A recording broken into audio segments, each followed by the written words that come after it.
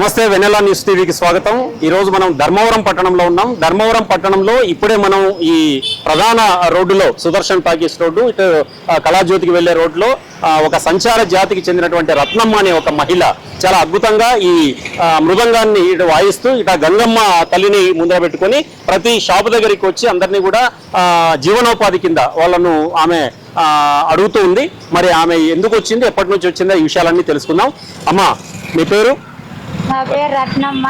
రత్నమ్మ, నేను పొద్దున్నే దేవుని ఎత్తుకొని ఊర్లోకి వచ్చిన గంగమ్మని, గంగమ్మ, చప్పలమ్మ, మారమ్మ, కబ్బలమ్మని ఎత్తుకొని మేము అడుక్కొని తినేవాళ్ళు। మాకు ఇదే ఉద్యోగం తల్లి, మా తాతగారు మా అవ్వగారిని ఇంకా ఇదే ఉద్యోగం చేసేవాళ్ళు మేము। అవునా? ఇప్పుడు ఏ ఊరమ్మా మీది? ఎక్కడ ఉంటారు మీరు? మాది కొచ్చెరువు। కొత్త చెరువు అంటే మీరు తిరుగుతూ ఉంటారా ఇట్లా సంచార బేజ్ మందులక్క తిరుగుతానే ఉంటాం। ఎక్కడెక్కడ తిరిగారు ఇంతవరకు మీరు? ఇదే కొచ్చెరువు, ధర్మారము, అనంతపురము, బెంగళూరు, కుర్చి, పామిడి, కల్లూరు అట్లా పోతాం। ఇప్పుడు ఇది ఎవరు నేర్పించారు మీకు ఈ మృదంగమా? ఇది ఈ వాయిద్యం ఎట్లా నేర్చుకున్నారు మీరు? ఎప్పుడు నేర్చుకున్నారు? మేము సన్నపిట్లప్పుడు ఇంకా నేర్చుకోలేదు। ఎవరు? మీ నాన్న వాళ్ళు మీ అమ్మ వాళ్ళు వాయించే వాళ్ళ? ఏం పేరు మా మీ అమ్మ నాన్న పేరు? మారప్ప, నారాయణమ్మ। ఒకసారి వాయించండి చూద్దాం ఇది ఎట్లా వాయిస్తారనేది। వాయిస్తారు చూడండి, ఇప్పుడు ఆమె ఎట్లా వాయిస్తుంది అనేది బాగా చూడండి।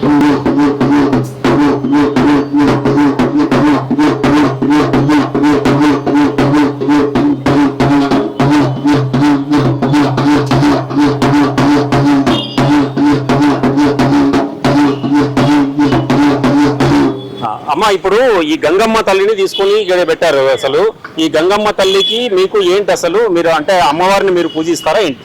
మేము దేవుని పూజించే వాళ్ళే, గంగమ్మని ఎత్తుకొని తిరిగే వాళ్ళు కాబట్టి పూజిస్తాము। తల మీద కూడా ఒకటి ఇది పెట్టుకొని తిరుగుతారు కదా మామూలుగా? అదిగానే తిరుగుతాము। ముగ్గురు మనుషులు ఉండాలా, మగవాళ్ళు ఉండే తల మీద ఎత్తుకుంటారు, ఆడవాళ్ళు డోళ్ళు కొడతారు। అది దేవుని ఊరి మీద కట్టుకొని వచ్చినాము అంతే। అంటే మీ ఇంట్లో మగవాళ్ళు అంతా ఏం చేస్తారమ్మా? ఇదేనా మీరు మాత్రమే చేస్తారా ఇది? మా ఇప్పు లేడు, చెల్లిపోయినాడు, నేను ఒకదాన్నే ఉండేది। పిల్లలమ్మా మీకు? నలుగురు పిల్లలు ఉన్నారు। నలుగురు పిల్లలు ఉన్నారా? మరి వాళ్ళని ఎక్కడ వదిలేసి వచ్చావు ఇప్పుడు?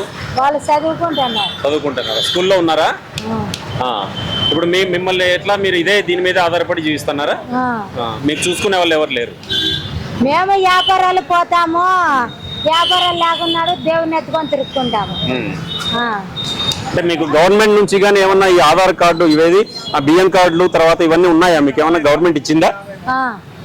బియ్యం కార్డు, ఆధార్ కార్డు, ఇంటి పట్టా అన్ని వచ్చి. ఇంటి పట్టా కూడా ఇచ్చారా? ఎక్కడ కొత్త చెరువులోనా?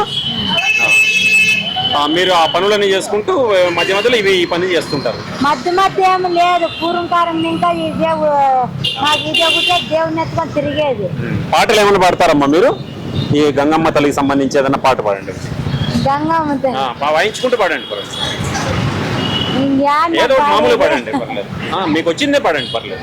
చాలా పాటలు వచ్చు కదా మీకు?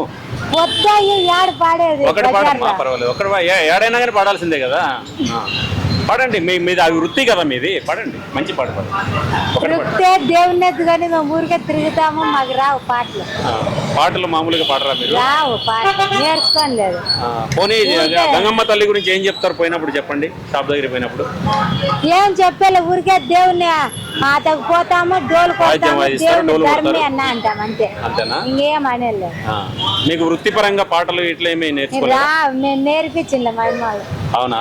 అంటే మీ అమ్మ వాళ్ళకు వచ్చా?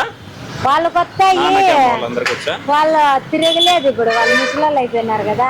ఎన్ని కుటుంబాలు ఉంటాయమ్మా అక్కడ మీతో పాటు ఇంకా ఇట్లాంటి సంచార జాతులు? 100 ఇళ్ళు పైగా। 100 ఇళ్ళు పైన ఉన్నాయా? ఓకే, ఇది ఆమె రత్నమ్మ చెప్తున్నది। తాను సంచార జాతులతో పాటు ఉంటూ గవర్నమెంట్ కూడా తమకు బియ్యం కార్డు, ఇంటి పట్టా కూడా ఇస్తుందని చెప్తున్నాను। 4 పిల్లలు అంటే ఆమె పాపం అసలు ఆ 4 పిల్లలు కూడా స్కూల్లో చదువుతున్నారని చెప్తున్నారు। భర్త చనిపోయాడు, భర్త చనిపోయినప్పటికీ పిల్లల్ని నేను సాక్కుంటూ నేను ఈ వృత్తి మీద ఆధారపడి జీవిస్తున్నాను। గంగమ్మ తల్లిని తీసుకెళ్లి డోలు కొట్టుకుంటూ ప్రతి షాప్కి వెళ్ళి నేను చేస్తున్నాను అని చెప్పి ఆమె చెప్తున్నారు। కెమెరామెన్ షాకీర్తో ఉద్దండం చంద్రశేఖర్, వెన్నెల న్యూస్ టీవీ, ధర్మవరం।